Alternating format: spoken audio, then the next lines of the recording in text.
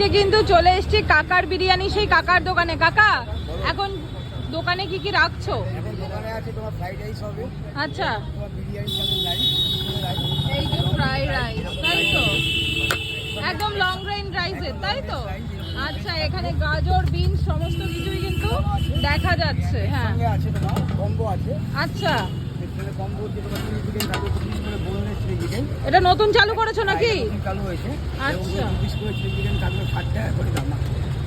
আচ্ছা, ফ্রাইড রাইসের সাথে 2 পিস এরকম চিলি চিকেন দিয়ে মাত্র 60 টাকা, তাই তো? 60 টাকা। এটা মুখে দিলেই গলে যাবে, পুরো একদম বোনলেস চিকেন। আচ্ছা, মুখে দিলেই গলে যাবে, একদম বোনলেস চিকেন, তাই তো? এই যে লাল লাল ঝাল ঝাল গ্রেভি, তাই তো? আচ্ছা রাইসের সঙ্গে আছে তোমার চিকেন কষা আছে, 2 পিস করে এরকম পাবে। আচ্ছা, চিকেন কষা কি কেউ যদি এক্সট্রা নিতে চায় কত করে নিচ্ছ? 2 পিস করে 100 গ্রামের পিস আছে 50 টাকা করে পড়বে।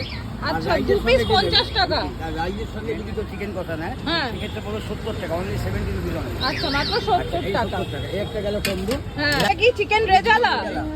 আরে এর সঙ্গে যদি কেউ পোলাও বাস, খায়, সাইজ গুলো কিন্তু হেভি। কত গ্রামের পিস আছে এখানে? 120 গ্রামের পিস আছে। 120 গ্রাম। কত দাম নিচ্ছ? এটা দিয়ে তোমার যদি কেউ পোলাও দিয়ে খায় হ্যাঁ, দাম হচ্ছে 110 টাকা, কেউ রাইস দিয়ে যদি খায় হ্যাঁ, 100 টাকা। 100 টাকা। খুব সুন্দর আচ্ছা, খাবার একটা।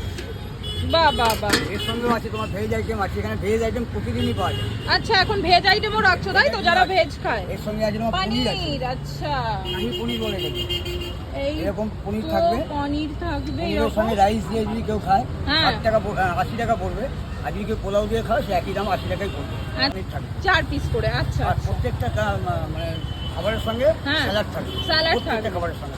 আচ্ছা কাকু, তুমি আমাকে একটা জিনিস বলো, তোমাকে সবাই জানে বিরিয়ানির জন্য, তো এখন বিরিয়ানিটা বন্ধ কেন? বিরিয়ানিটা বন্ধ হচ্ছে এখানে যেহেতু আমি কোনো জায়গা পাচ্ছি না, গোডাউন পাচ্ছি না। আচ্ছা গোডাউনটা পেলে বিরিয়ানিটা চালু হবে। আচ্ছা, রিসেন্ট চালু করার ইচ্ছা আছে। দাম কি সেই একই রাখবে? না, দাম একটু ধরো 50 টাকা তো এখন বিরিয়ানি অ্যাভেলেবেল সব জায়গায়। হ্যাঁ, আমি ওই কোয়ালিটি করতে পারবো না। আচ্ছা, আমি একটু দামটা বাড়াবো, ইচ্ছা আছে একটু পিসটাও বড় করে দেবো, হয়তো 120 গ্রাম 130 গ্রামের পিস হবে। আচ্ছা। সেক্ষেত্রে হয়তো তোমার দামটা একটু বাড়বে, কিন্তু কোয়ালিটির জায়গায় থাকবে। আচ্ছা, মানে এখন ওই 65 টাকা 50 টাকা। হ্যাঁ, ওই রকম ওই 80-70 টাকা এরকম হয়তো থাকবে।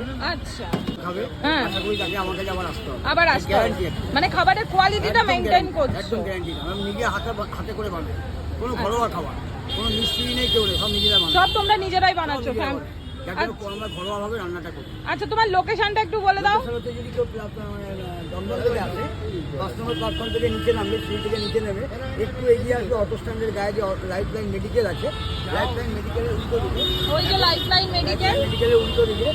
আর এখানে দেখো দোকানের নামটা দেওয়া আছে, সুন্দর একটা নাম আছে। সেই ইচ্ছে পূরণ। আর এই যে হচ্ছে আমাদের সেই কাকুর দোকান, কারণ তাই দোকানটা তো? এখন ইচ্ছে পূরণ কেন নাম দেওয়া হয়েছে, কিন্তু বিরিয়ানিটা নেই। বিরিয়ানিটা হলে ইচ্ছে পূরণ নামটাও থাকবে, প্লাস টাকার বিরিয়ানি নামটাও থাকবে। কাকার বিরিয়ানিটাও যেটা থাকবে। হ্যাঁ যেটা